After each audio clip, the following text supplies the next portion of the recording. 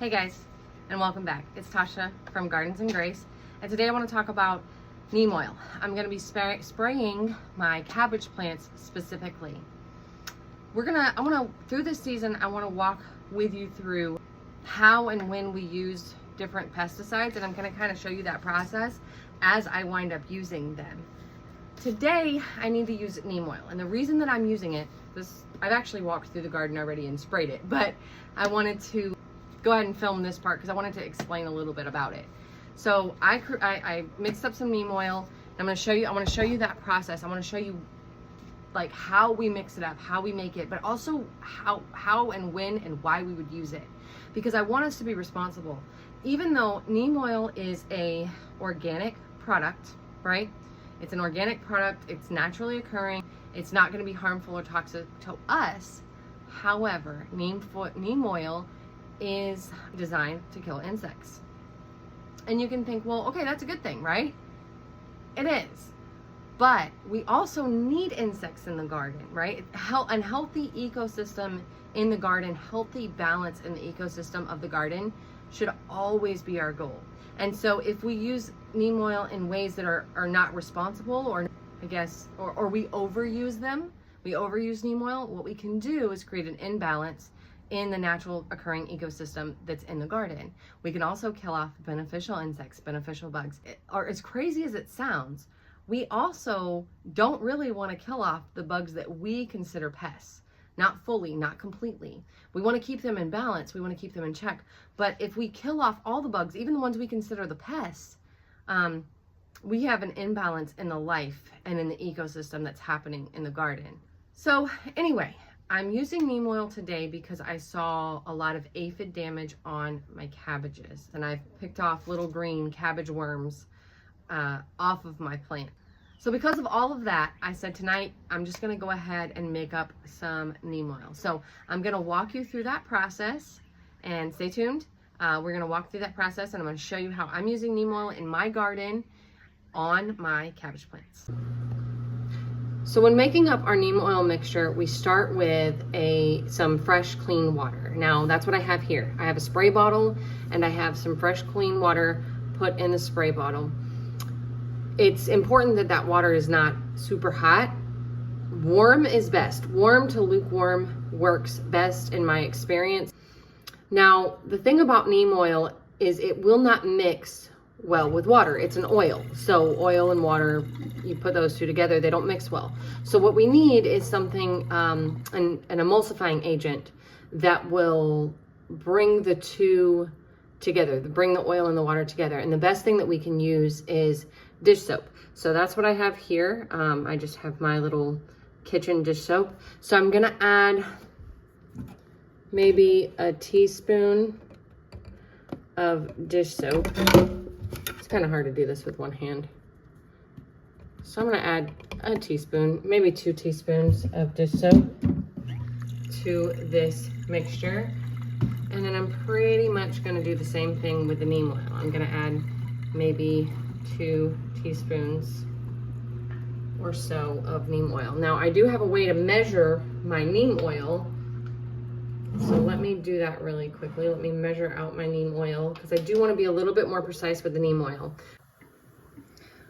We just don't want to overdo it when it comes to the neem oil. So this is a 1 teaspoon measuring spoon. I'm trying to do this with one hand, guys. But I'm going to add 2 of those into this mixture. Here's the second one. And see, you can actually see that's about 2 teaspoons. You can actually see the soap is here at the bottom, right? Here's the water and here's the neem oil. You can see that it's separated. So it's not coming together by itself. So we're gonna go, before we go spray this on the plants, we're gonna shake it up really well. And in between sprayings, we're gonna shake it up again.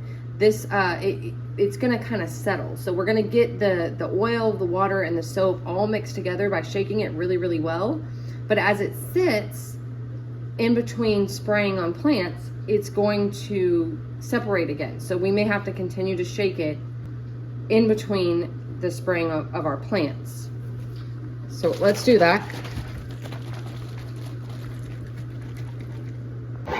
So I started shaking it up inside and then realized I only had one hand to shake it, and I was using holding the camera with my other hand, and I was like shaking the camera all around. So I figured it would be better if I just set the camera up out here outside where we're about to be and shook it up out here. But the point is we're gonna shake this up really, really, really well. We're gonna kind of keep checking it to make sure that it's emulsified before we go out and use it. That looks pretty good. So we're gonna, I'm gonna turn the camera around. We're gonna go out and spray the plants that need it. So the first place we're gonna go is my cabbage plants. Now, like I said earlier, we wanna be very responsible in how we use neem oil. Neem oil is organic. It's naturally occurring, but it also can be very detrimental to insects, even our good beneficial bugs. Soft-bodied insects are what neem oil targets. So my cabbages, the reason we're going to use it on the cabbages is we have had some of those little green caterpillars. I don't know if they're cabbage loopers or just the cabbage caterpillars. I think there's a distinction between them. I have seen the little white moth butterfly things. The thing about neem oil, it's really best to treat those with BT.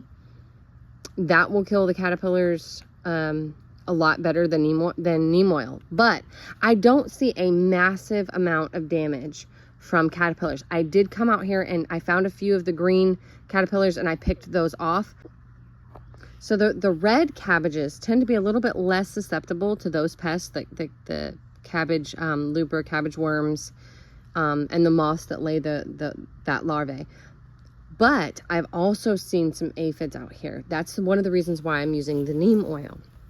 Neem oil will kind of help protect against the cabbage worms, cabbage moths. It will help, but the BT, like I said, BT works better. But because I've picked off most of the little green caterpillars and I didn't see a whole lot more of those now, and because I did see a whole lot of damage from aphids, that's why I'm choosing to use the neem oil spray. And so, like I was saying, we may have to mix this in between sprays. And as I'm sitting here talking, you can see already that it's starting to separate again. So we're gonna mix this really well until it emulsifies. Trying not to shake the camera too much, but sometimes it just is what it is. Okay, so, and I'm just gonna go through and we're gonna coat the leaves.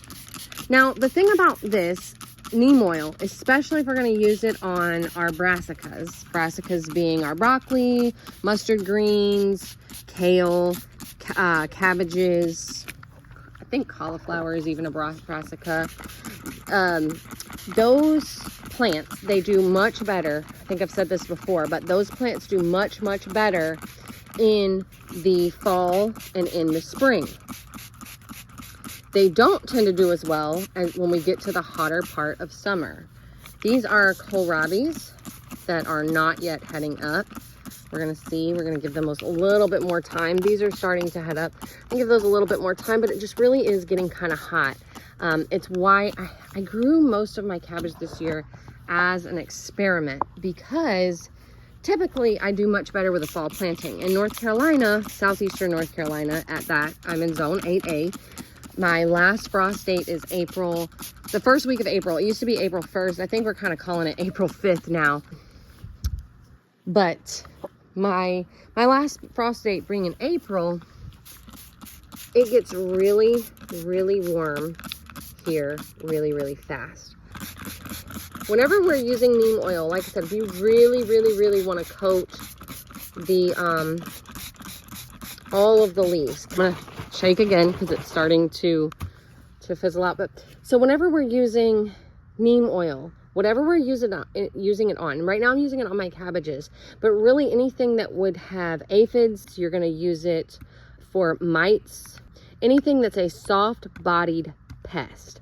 So it will work on the larvae, the caterpillars.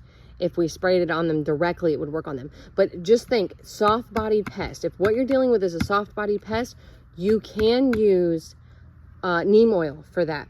Whatever we're using, we want to use responsibly. So we have to remember that these products, even if they're organic, are designed to kill bugs. They're designed to kill insects. They're a type of insecticide.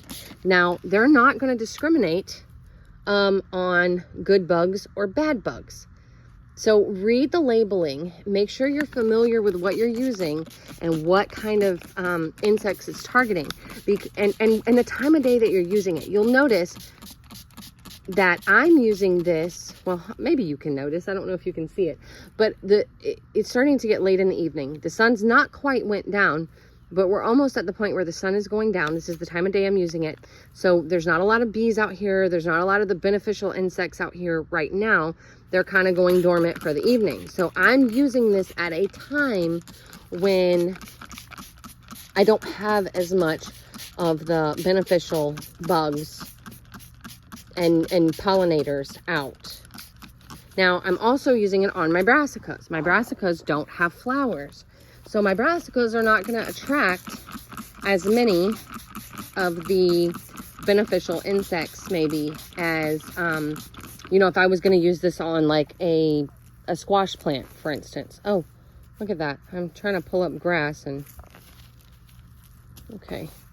So if I was going to use this on a squash plant or something of that nature that has a flower, if I was going to use this on something that has a flower, I would be even more careful during times when beneficial pollinators, beneficial insects are out and active in the garden. Beneficial insects are going to be active in the later part of the morning and all throughout the day. So the best time to use something like neem oil or BT or even diatomaceous earth, if you were going to use that, is in the evening. Okay, so I'm coming over here. I definitely see more damage on these caterpillars. I also have, caterpillars. I definitely see more damage on this cabbage. I also have some broccoli. This is a sprouting type of broccoli. I'm hoping it will come to fruition. All of this was planted as an experiment. It's not something that I anticipated to really get a harvest from. So the fact that it's coming along at all is pretty awesome to me, actually. So I'm just looking in here to see, and I definitely see where there was some damage from those cabbage worms, but I also think I see some aphids in there and some aphid damage. In an organic garden, you know, it's also important, I think, that we recognize and that we realize our plants are probably going to have some bug bites. We're growing organically. We're using organic practices. We can use things like companion planting to reduce pest pressure and things of that nature. But ultimately, if we're growing in an organic garden and we're going to have some bug damage, that's okay. And I think we should normalize that. I think we should get to the place where we understand that having some holes in our leaves because a bug has came and taken a bite out of it is a whole lot better than having harsh chemical pesticides sprayed on the food that we eat.